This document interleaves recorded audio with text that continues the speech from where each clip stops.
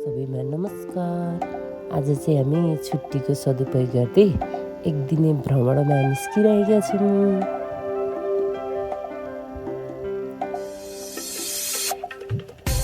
भ्रमणमा निस्कँदा बाटोहरू चाहिँ एकदमै ठाउँ धेरै नै अप्ठ्यारो कठिनाइ सँगसँगै खोलाबाट चाहिँ जानुपर्ने रहेछ। त्यतिखेर चाहिँ हामीलाई एकदमै गाह्रो महसुस भइरहेको थियो।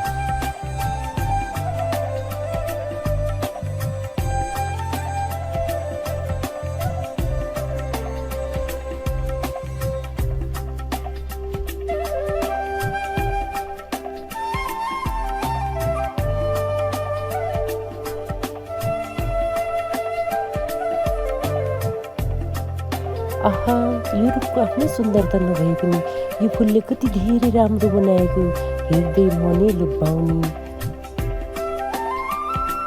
बाटोहरू धेरै नै कठिनाइ थियो, अप्ठ्यारोहरू सँगसँगै यो अमरेङ गाउँ। हामी निरन्तर अघि बढ्दा मनै लुभाउने झरना। आहा, आजको हाम्रो मुख्य गन्तव्य भनेको यो हो ताप्लेजुङ स्थित सिद्धिङ गाउँपालिकामा रहेको ढङढङे झरना।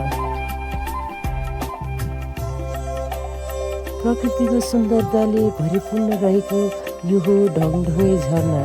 अब तपाईँहरू यसको बारेमा मैले वर्णन गर्नुभन्दा पनि तपाईँहरू नै हेरेर वर्णन गर्न सक्नुहुन्छ।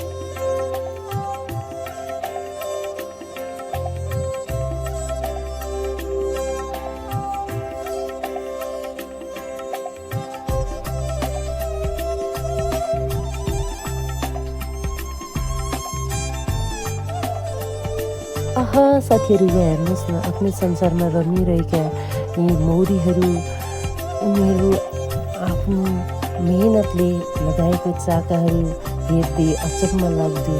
आहा, मलाई त एकदमै धेरै खुसी लाग्यो।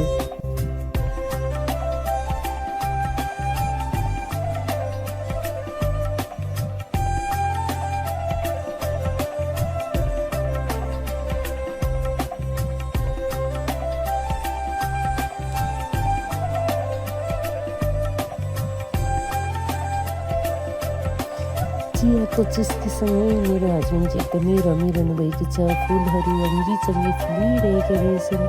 एकदमै धेरै हामी चाहिँ खुसी, एकदमै धेरै, मलाई चाहिँ आज चाहिँ धेरैभन्दा धेरै रमाइलो लागिरहेको छ। अनि यहाँ रहेछ एउटा सानो घर, यो चाहिँ हेर्दै एकदमै धेरै राम्रो। यो मेरो सानो परिवार। अनि साथीहरू, आजको भिडियो चाहिँ कस्तो लाग्यो, तपाईँहरूलाई कस्तो लाग्यो कमेन्ट बक्समा गएर कमेन्ट गर्न नबिर्सिनुहोस् है। तपाईँहरू सबैजनालाई धन्यवाद।